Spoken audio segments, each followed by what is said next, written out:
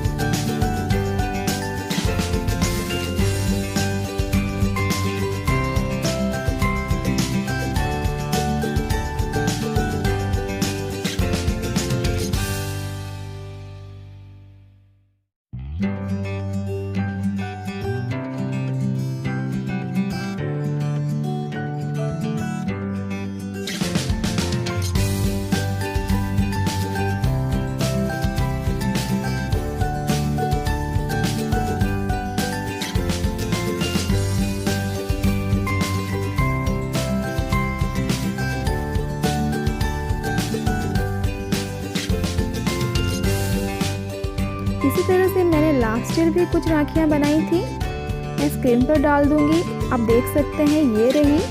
आप इसी तरह से कोई भी डिज़ाइंस बना सकते हैं।